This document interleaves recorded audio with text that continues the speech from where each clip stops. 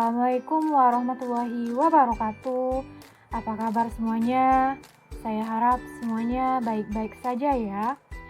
Di kesempatan kali ini, izinkan saya untuk mengupas materi mengenai perjanjian Renville, yang mana materi ini merupakan salah satu bagian dari materi KD 3.10 kelas 11 Sejarah Indonesia, yaitu mengenai menganalisis strategi dan bentuk perjuangan bangsa Indonesia dalam upaya mempertahankan kemerdekaan dari ancaman sekutu dan Belanda, dengan topiknya antara perang dan diplomasi, dan dengan subtopiknya perjanjian Renville.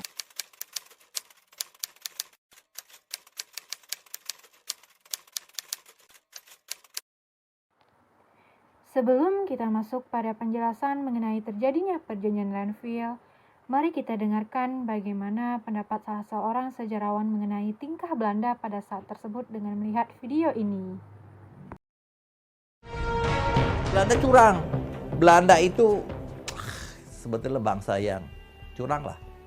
Dia ikut menandatangani, memberikan kenyamanan politik, tetapi dia melakukan agresi. Agresi ini adalah tentara.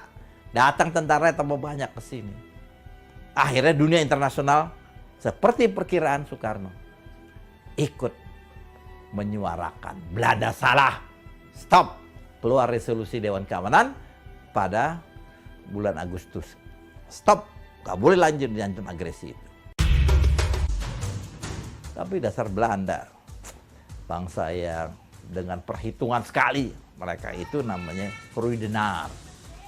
Orang warung, pedagang, kecil. Jadi untung rugi dia perhitungkan gitu ya. Dia kagak mau juga rugi. Makanya dia bikin tuh agresi Belanda kedua. Nah ini persoalan sudah nggak ada. Bulan Januari, ya kan, itu kan tanggal 19 Desember penyerbuan itu. Bulan Januari keluarlah resolusi Dewan Keamanan. Stop. Jangan lanjutkan lagi agresi tersebut. Si Belanda terpaksa nurut. Kalau tidak, Belanda itu lagi negara miskin. Membangun negara bekas dijajah Jerman, dia perlu bantuan Amerika. Amerika bilang, saya tidak akan berikan bantuan kepada kamu. Kamu harus berikan kedaulatan kepada Indonesia. Tapi ada bagian yang sebetulnya terolah, sudah kandung terolah. Pada akhir tahun 47 terbentuk yang namanya Voorlopig Federal Regering, pemerintahan sementara konfederal. Jadi selain orang Republikan ini, orang-orang Republik Indonesia yang mendukung proklamasi 17 Agustus, ada golongan federal. Golongan federal ini sudah seolah-olah dinyatakan oleh Belanda, mereka lah yang akan berkuasa sebagai pemerintahan yang akan datang. Soekarno-Hatta, Soekarno-Hatta kan antek Jepang, seperti begitu kesan mereka.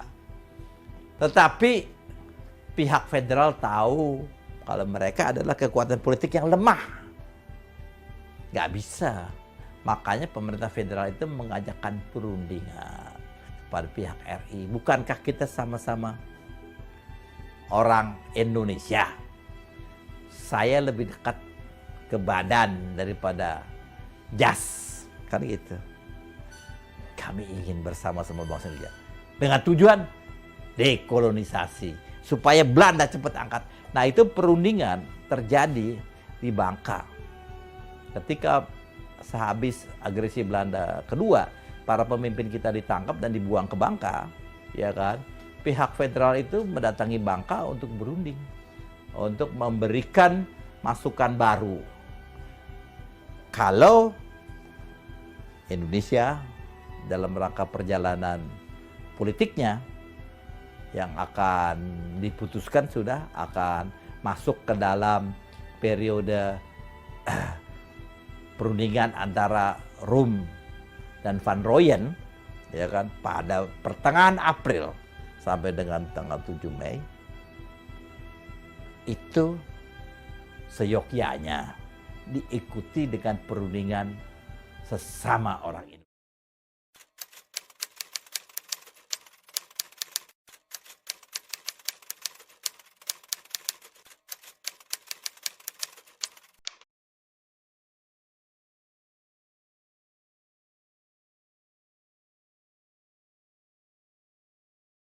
Setelah Indonesia memproklamasikan kemerdekaan pada tanggal 17 Agustus 1945, kemerdekaan tak langsung dirasakan oleh rakyat Indonesia. Indonesia tetap harus berjuang untuk mendapat pengakuan dari dunia internasional. Belanda kembali datang dengan menggonceng pasukan sekutu usai mengalahkan Jepang pada Perang Dunia Kedua. Ingin kembali menguasai Indonesia, sehingga diusulkanlah Perjanjian Renville yang akan menjadi tata perjalanan sejarah baru bagi bangsa Indonesia.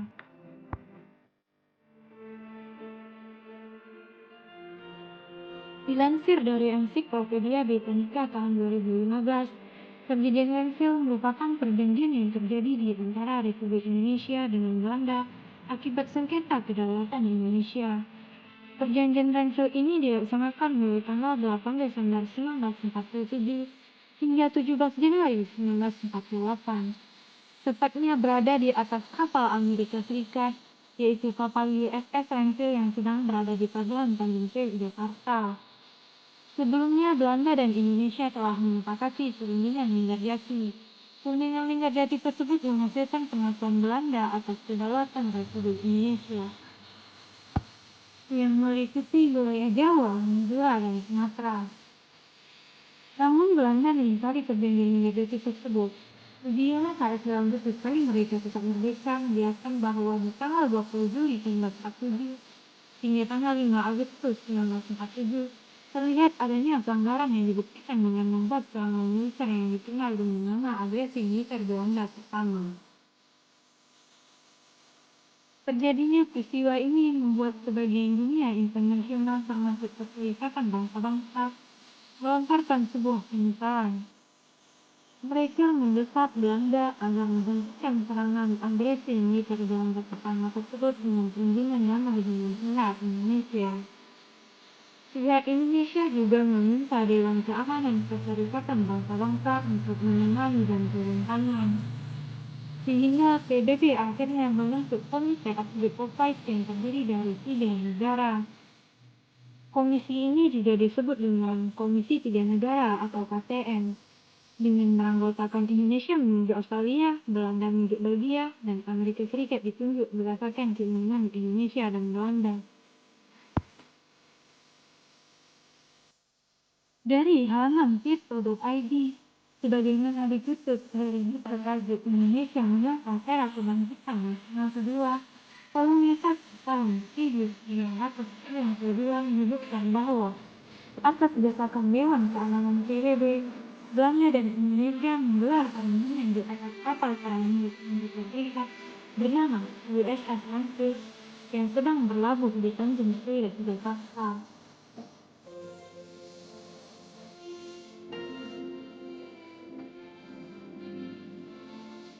Perundingan yang biasa disebut dengan Perjanjian Renville ini dilangsungkan pada tanggal 8 Desember 1947. Sebagai penengah adalah pihak KTN yang terdiri Amerika Serikat, Australia, dan Belgia. Pada perundingan tersebut, delegasi Indonesia dipimpin oleh Amir Syarifuddin, Ali Sastro Hamidijo, Haji Agus Salim, dan Dr. Jelina. Sedangkan delegasi Belanda dipimpin oleh H.A.I. van Verdenborg, Dr. P.J. Koch, Dr. C.H.R. Somokil, dan Abdul Qadir Wijoyo Atmojo. Kemudian yang bertindak sebagai mediator dari Komisi 3 Negara adalah Richard C. Kirby dari Australia, Frank B. Graham dari Amerika Serikat, dan P. Van Zeeland dari Belgia.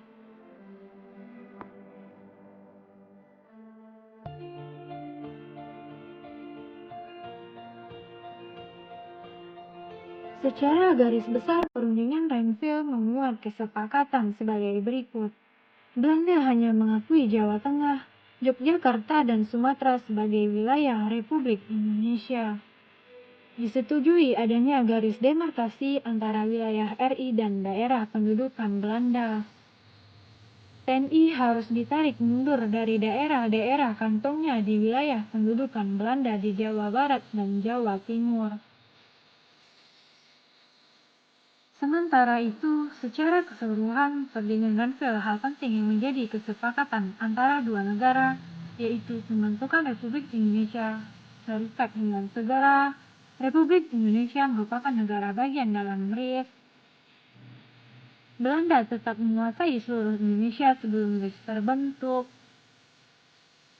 Wilayah Indonesia yang diakui Belanda hanya Jawa Tengah, Yogyakarta, dan Sumatera.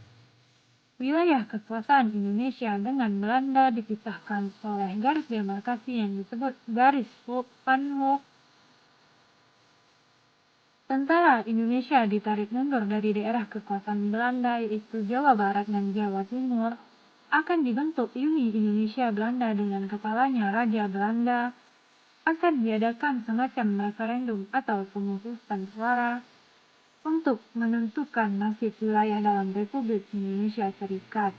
Akan diadakan pemilihan umum untuk membentuk Dewan Konstitusi Republik Indonesia Serikat.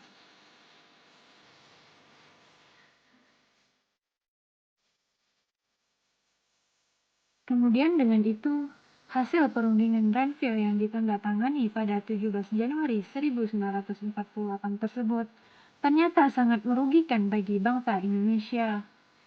Wilayah kedaulatan Republik Indonesia menjadi semakin sempit karena diterapkannya aturan garis Van Hoek atau garis status quo. Garis Van Hoek diambil dari nama Hubertus Van Hoek yang merupakan Gubernur Jenderal Hindia Belanda yang terakhir. Garis Van Hoek merupakan garis pembatasan yang dibuat dengan adanya pemisahan wilayah Belanda dan Indonesia sebagai hasil dari perjanjian Renville.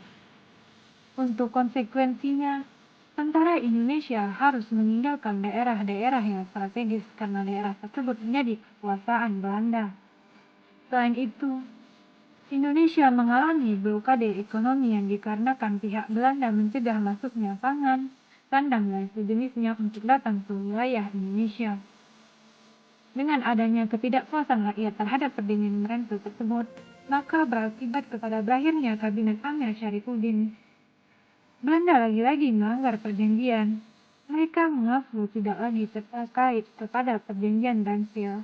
Bahkan pada 19 Desember 1948, Belanda melancarkan aksi agresi militer Belandanya yang kedua di Yogyakarta.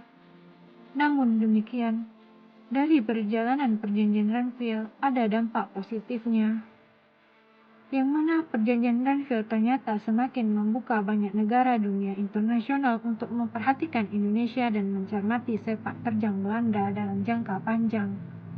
Keputusan-keputusan dalam perjanjian Renville menarik perhatian dunia internasional dari adanya perjuangan bangsa Indonesia untuk merdeka.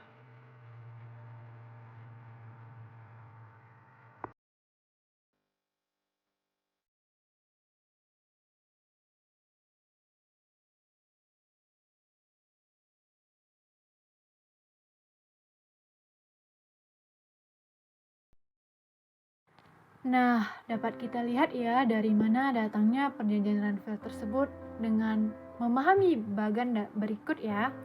Revolusi menegakkan Panji Panjankari, lalu menganalisis perkembangan dan tantangan pada awal kemerdekaan, kemudian mengevaluasi perjuangan bangsa antara perang dan damai, yang mana di situ terjadinya perjanjian Renville dan mengamalkan nilai-nilai revolusi.